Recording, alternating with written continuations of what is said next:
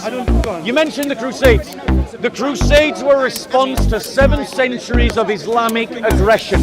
They were a necessary response to Islamic violence and Islamic invasions of Christian land.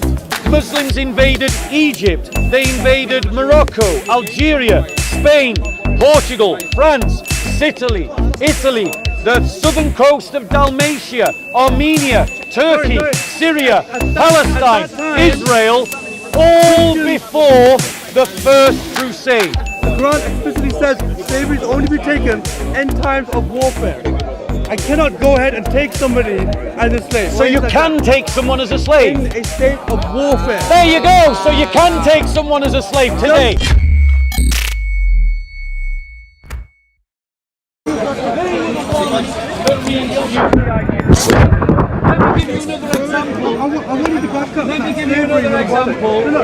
One second, let me give you another example. King Louis of France, 1289 to 1316. So whilst the Islamic world was rampantly and taking slaves across the entire world, King Louis of France, known as Louis the Quarrelsome, abolished the practice in France in 1315. This was accomplished through the Ordonnance de Louis X, which declared that all slaves in France were freed by royal decree. When was that, sorry? That was in 1289 to 1316. That's 1,000 years after. It takes time. And it's still better than Islam. It takes time. Has the Muslim world abolished slavery? Well, there's no slaves in Muslim. Yes, there are. I would disagree Yes, with there that. are. The Quran says. Where can I buy a black slave today? God knows. In the Islamic world.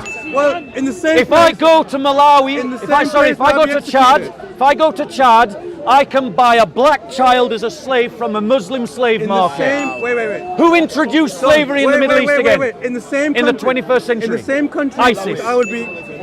There's no need to talk about ISIS. I'll be killed there quicker than you will. Okay? I know you you know that as well. So it takes time. Now, it does. The Quran. You can't say that the Quran advocates it. The Quran explicitly says slavery is only be taken in times of warfare. I cannot go ahead and take somebody as a slave. So you can take someone as a slave? In a state of warfare. There you go. So you can take someone as a slave today. Just like a prisoner of war. So if there was a war, there is a prisoner. So if there is a war, prisoners of war, you are saying you can take slaves today. And the prisoner, if they are taken as prisoners, they can be slaves. Yes. Yes. And there you go. And you're doing that because of Muhammad's teaching. Let me finish. Thank you. Let me finish a bit. Okay, let me finish a bit. Yeah. In times of war under Islam, yes, you can. How should you treat them? Nothing like the prisoners of war in this country. But you have to treat them like yourself. Feed them like yourself. Clothe them like yourself. But not. Let me finish. Go on. Have them like yourself. But throughout the Quran, it is advocated so strongly everywhere is to free them. Free them. Free them. So that is a brilliant instruction. It is more humane than anything else. Show me how prisoners of war in Christian nations, the prisoners of war were treated just like their masters, were treated with the same food, the same clothing, as instructed by Muhammad himself and throughout his companions. Brilliant. So what you all heard here today was that the Ahmadiyya Muslim is saying that you can own another human being as a slave. I said what I said. That's what he just said. I didn't say that. That is what you just said. A prisoner of war is the same. It's a slave. What's the one that your right hands possess. What is That's what the Quran says. One second. You asked me to give you saints from the Roman classical period who set slaves free. So here's a list. Saint Melania set free. Look it up. Saint Melania set free 8,000 slaves. How many? 8,000 slaves. Saint Ovidius of Gaul set free 500 slaves. Saint Chromatius, a Roman prefect under the Emperor Diocletian, set free 1,400 slaves. Saint Hermas, under the prefect under Trajan, the Emperor Trajan, set free 1,200 slaves. Saint Augustine encouraged the clergy in his rule to set slaves free. Saint Constantine instituted the death penalty for those who took slaves. Saint Justinian abolished all the laws hindering the freeing of slaves. Saint Lactantius, in his divine institution, stated, "No slaves, there are no slaves in God's eyes." Saint Chrysostom stated, "In Jesus Christ there is no slave, and therefore it is not necessary to have one. Buy them, teach them, and release them." In homily 40 on 1 Corinthians 10, Saint Patrick in Ireland condemned the slave trade. Christians fought in the Islamic world to abolish the slave trade. The Barbary pirates only stopped taking slaves in the 17 and 1800s when the British, the French and the Americans bombed them into submission. That is what stopped slavery. And as you heard, he was saying Muhammad instituted slaves, and you could own slaves like the Barbary pirates in times of war. Let me say that. Let me say what I said. All the examples you've given are centuries after Jesus' destruction. Paul, let me say my piece. Paul did not agree with any of that. He himself instructed masters to treat their slaves well. He did not tell them to free them at all. If you want to talk about slavery examples, why don't we look at the Crusades, where Christians came, and yes, they didn't take slavery, they just destroyed and annihilated all the men, women and children in Jerusalem. And what did Salahuddin do? A Muslim. He freed the entire nation. So I could pickpocket examples as well, where Muslims have done great and freed thousands and millions of slaves as well. We can both play that card. But you've given me one text in your book, which fellow people have not agreed with that. Paul has not agreed with your interpretation. Yet with us, I'm saying a prisoner of war is a slave. Is a slave, which is the same thing. Is a slave. There you go. But we are not to treat them like a prisoner of war. We are to treat them as we treat ourselves. We are to feed them with the same food. They sit with us. They're clothed like us. But you own them. Like us. We free them. No, Just like no. Wait. You free them under certain circumstances as penalties for certain crimes. No. We are instructed to free them all the time. But charity, all the time. And this is why the Islamic world has never had an abolition movement. I don't care about what the Islamic world, the abolition. Islamic world will kill me. I know. Let's stick with the Quranic text. The Quranic text says that you can take slaves. Okay. Can you trade your slaves? Wait. Did Muhammad trade slaves? Wait. Did Muhammad trade slaves? What is the difference between a prisoner of war and a slave? Did Muhammad trade slaves? Yes. Yes. There you go. Muhammad traded slaves. Let me ask you. This country goes into war. They take prisoners of war. What's the difference between that and a slave? You tell me. Right. Here's the difference. Go on. We have a tradition of taking prisoners of war. But how did you treat them? No, 1 second. Sorry. But when the war ended, the prisoners are released and allowed to go back home. No, 1 second. I don't agree with that. No, 1 second. Now you mentioned the Crusades. You mentioned the Crusades. The Crusades were a response to 7 centuries of Islamic aggression. They were a necessary response to Islamic violence and Islamic invasions of Christian land. Give me an example. Now, what do you mean an example? Muslims invaded Egypt, they invaded Morocco, Algeria, Spain, Portugal, France, Italy, the southern coast of Dalmatia, Armenia, Turkey, Syria, Palestine, Israel, all Christians- before the first crusade. Christians No, always fought back as well, also yeah? you lied. Also you lied. Go on, then. Because you said the Christians just went in there and destroyed everything. Yes, there are some examples of that, but the reality is, the Crusader states would never have succeeded for 200 years if they had just decimated the local population.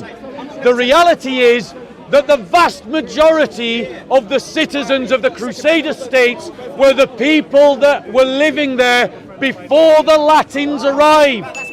And even Muslims themselves said that the Muslims inside the Crusader states were treated better by their Crusader overlords than the Muslims in the I don't Muslim agree with that at world. all. I don't agree with that. That is But are you- literally what Muslim travelers have said.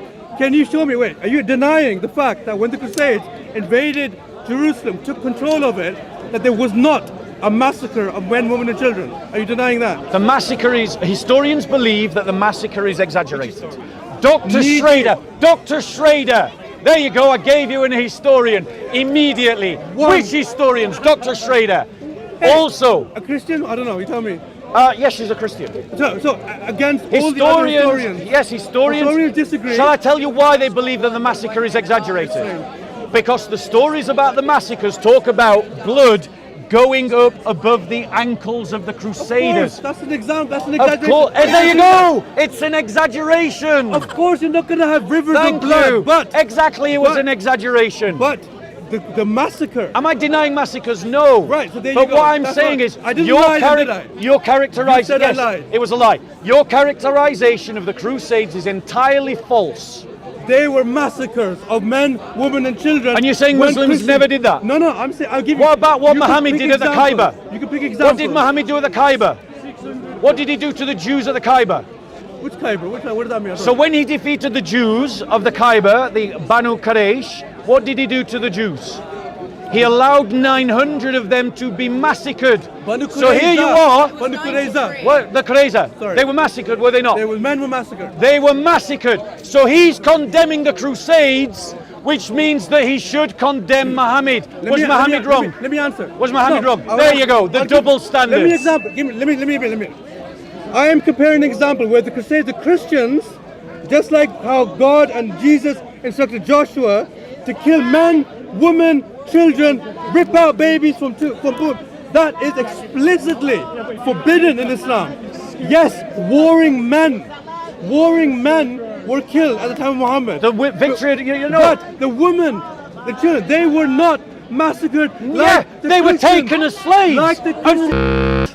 Where? Yes. Show me the. Yes. Give me an example. So of look, rape. right. So firstly, let's just correct something. Go on. Notice that from his logic, Muhammad is no better than a Crusader. I didn't say that at all. The Crusaders I said they were massacred better. and Muhammad massacred. Muhammad killed fighting men. Muhammad allowed 900 captives Fighting men. to be massiacred after the Muslims had won. Fighting men. The war was over. They fighting The men. war was over. But say. Was the fighting war men. over? Yes. There you go. Yes, they had been defeated. So these were 900 unarmed men. 900 men who were not fighting. I'm going to that. And Wait a minute. Muhammad allowed them to be massacred. Okay, let me answer that. No, ladies and gentlemen. No, I'm not finished. Okay, I will. I know I'm give you not time after finished. that, yeah? No, ladies and gentlemen. What happened to the women and children? I'll tell you what happened. Muhammad allowed them to be taken as slaves.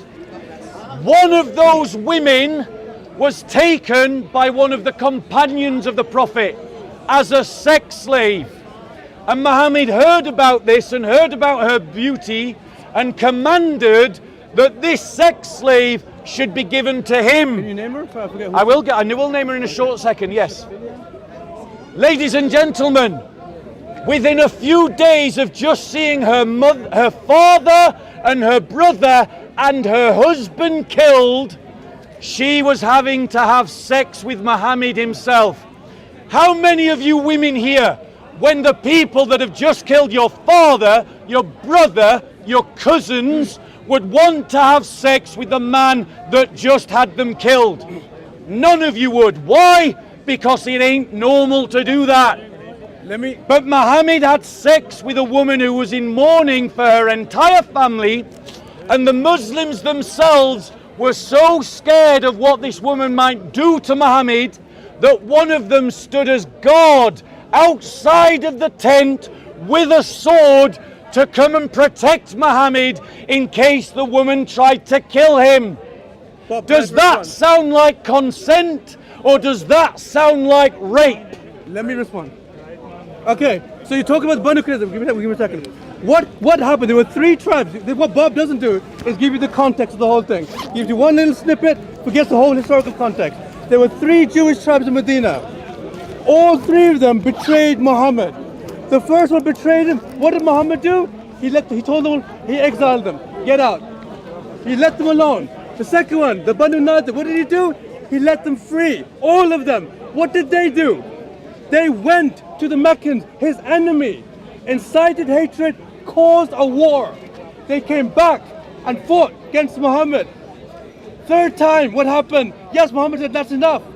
I can't deal with you people. I let you go, you come and fight me again. No, I will now, all your fighting men will be killed, because they constantly broke their treaties many times. They attempted his assassination twice. Obviously, he's not going to let them free. He killed the men, he took the woman as prisoner. That is far better than what Jesus and God and Yahweh instructs Joshua. When Joshua took over the cities, he put to the sword men, women, children, animals. Babies were slaughtered under the command of Yahweh / Jesus, who follows. So take this in context. I explained really well. All the other stuff about slavery, I think God, I'm not sure where he's getting all these sources from. Can I say something? No. We're having a conversation. I'll debate you in a second. I want to finish my debate with him. No. 1 second. Me and you. No, I'm not giving him. I'll debate you second. I will answer more. No, I will debate you later. I'll debate you later. I want to finish my conversation with him. Right? So let's just be clear, ladies and gentlemen. Because the thing is, there is a lot of ignorance about Christianity. Most people in English culture don't know the first thing about Christianity. Nothing. So they hear about a story from the Old Testament and they don't understand how Christians use that story. That's right. Christians believe in a covenantal system. Christians believe that God established a new covenant in Christ. And in that new covenant, he will not be able to show me any actions of Jesus that match the actions that I am condemning about Muhammad's behavior. And I have the story of Safiya here. Okay. Ladies and gentlemen, the faith that I am calling you to is the faith of the new covenant, Right. not the old covenant. And in that faith, ladies and gentlemen, there is no action where Christ rapes a woman that he's had as a slave. No way. But Muhammad rapes a woman that he has just taken as a slave. Muslims uphold Muhammad as the example to follow. Right, yes. Christians say follow the example of Jesus. Right. And just as earlier in this debate, he admitted that it is better to set slaves free than to take them as slaves, and therefore Christ and his followers who set slaves free are all better than Muhammad. Well, I would suggest to you that it is better not to take slaves and rape them than it is to take slaves and rape them, and that is what Muhammad did to Safiya. Remember, her entire family had died. He's throwing out this Old Testament passage because he can't put a scratch on Jesus Christ. But I'm not appealing to the prophets before Muhammad.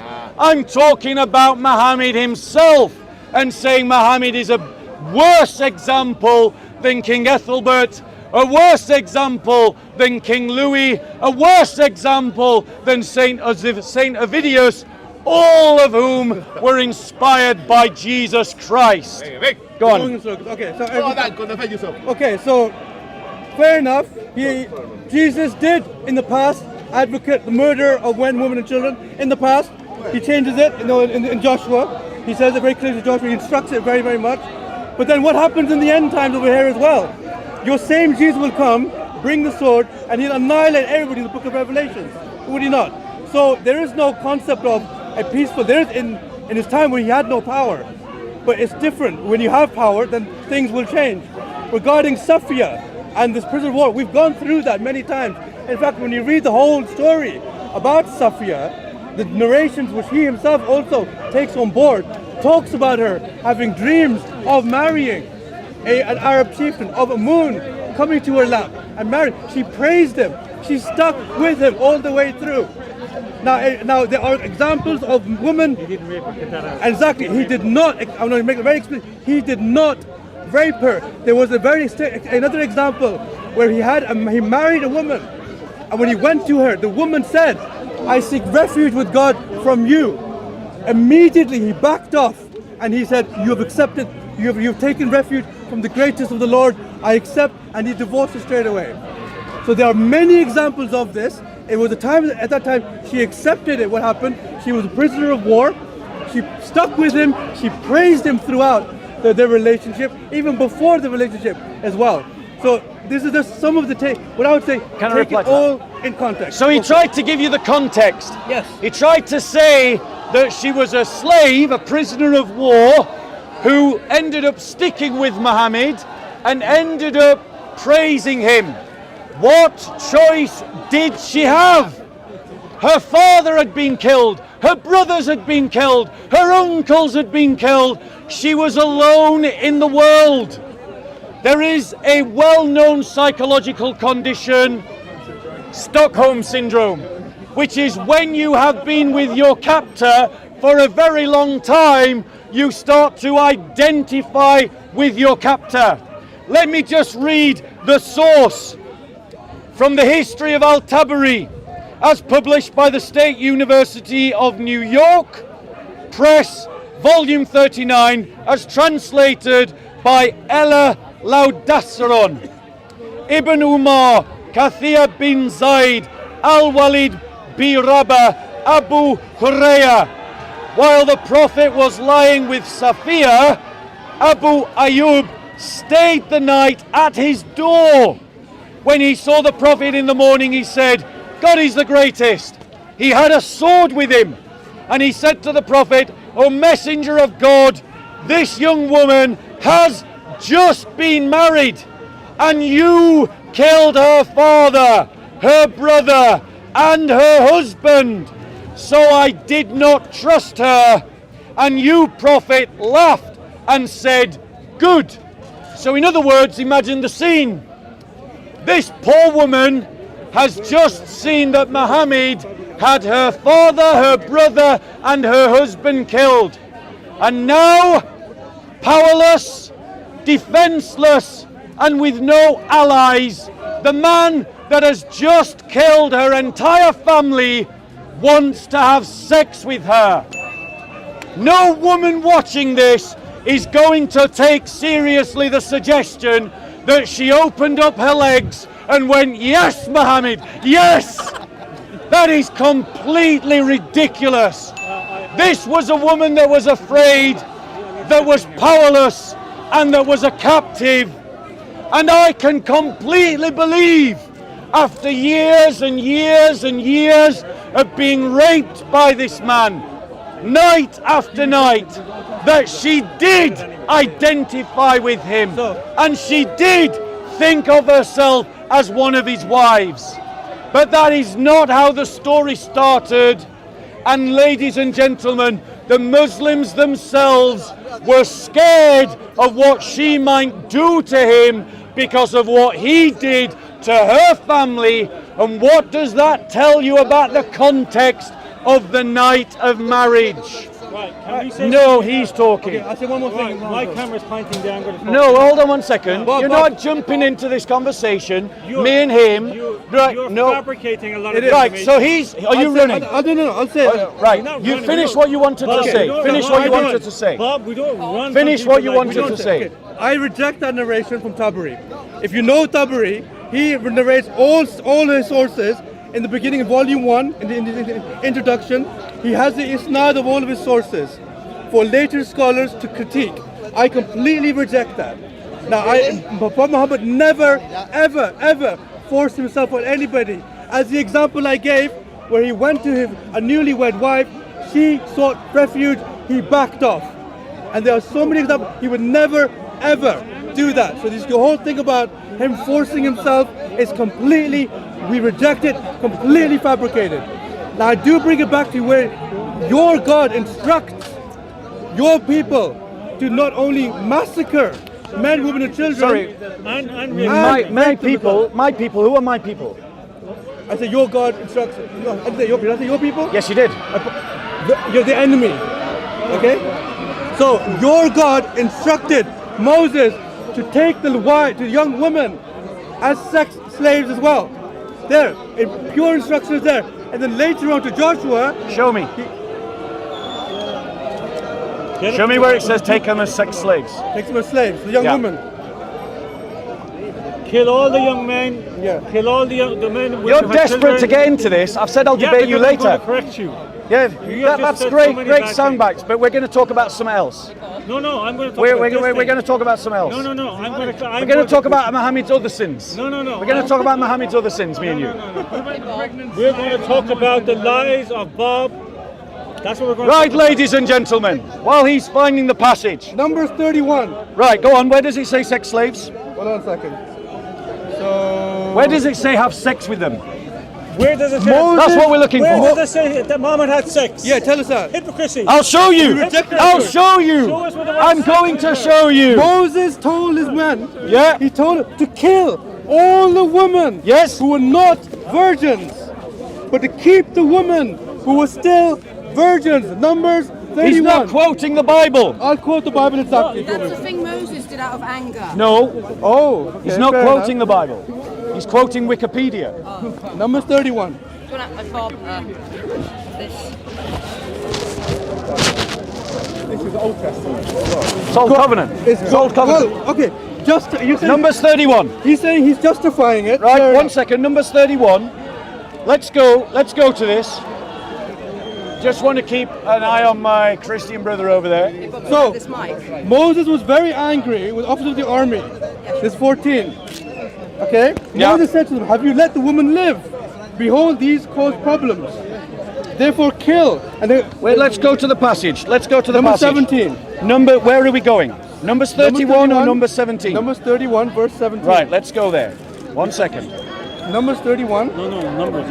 Numbers Now 31. notice, ladies and gentlemen, how Numbers. they cannot defend Muhammad's behavior. Alhamdulillah, we defending him. They cannot defend Muhammad's behavior. Congress to defend They him. are giving no justification 31. to what Muhammad did.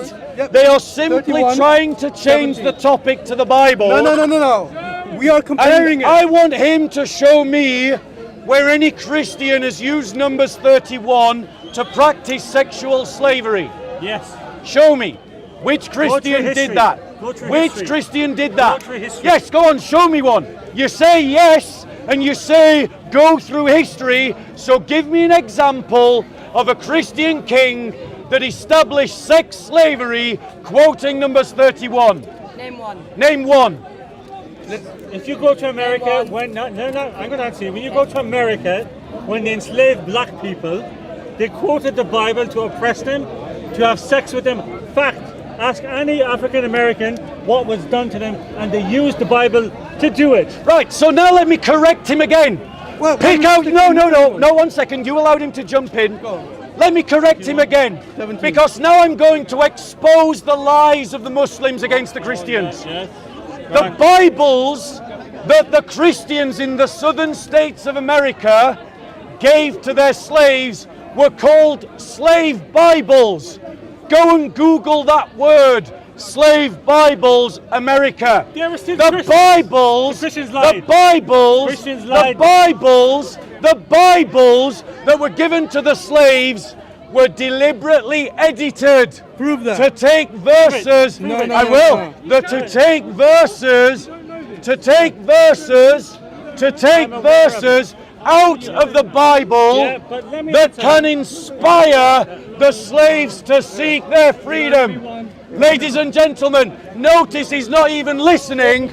So now Somebody's I will behind prove us. it. Number 30. Now I will prove it. No, No, you allowed him to jump Can in. we He finish asked me to prove it, so now I'm going to prove it. The book of Exodus. Now was I'm going to redacted prove from it. the Bible. Right? There's no Right, Exodus. let me answer to this. No, I'm going to prove it. No, let me answer this now. So he didn't tell you that, did he? No. He didn't tell you Right. about how these Bibles were edited right. because the slave owners that's not the were argument. fearful Right. that the Bible might inspire the slaves to pursue their freedom. Right. So He now- didn't tell you So that. now, what Bob has proven is how Christians lie. How Christians. All Christians, There were Christians. everywhere.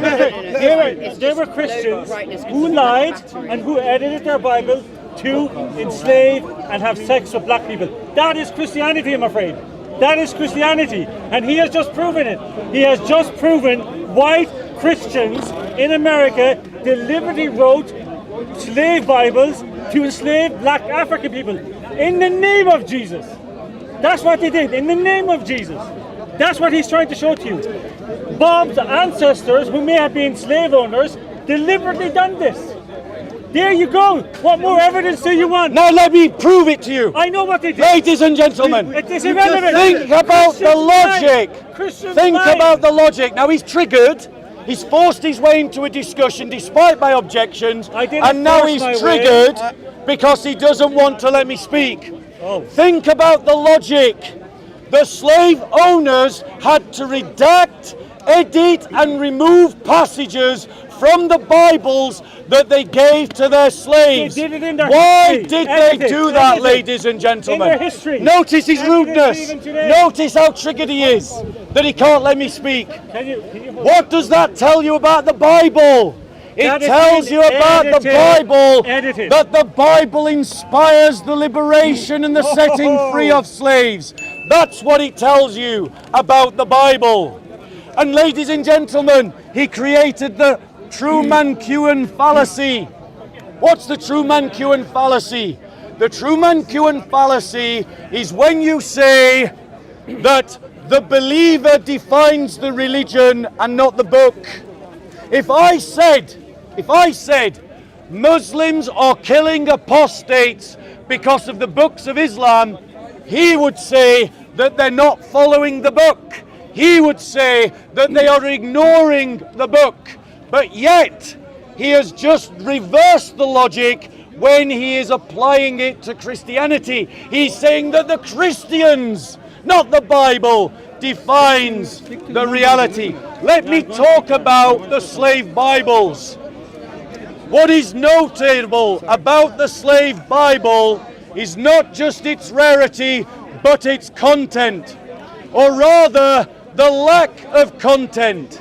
It excludes any portion of text that might inspire one of the biggest rebellion scholars in the or world. liberation. know Anthony about him. Smith, an associate curator of the Bible and Religion in America at the museum, says it's the first instance of the this top abridged scholars in the version. Now, I will interrupt this man whenever I please. But notice how he will complain about my interruptions, despite the fact you've all witnessed him interrupting me incessantly. He will now complain.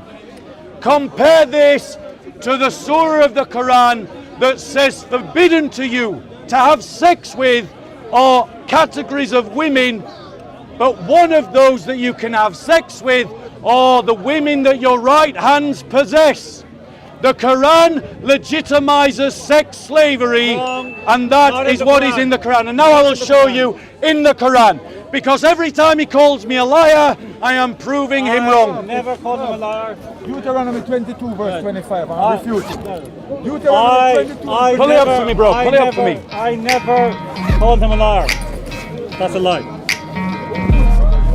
Go to that verse about the No, you allowed him in. I'm now talking to him.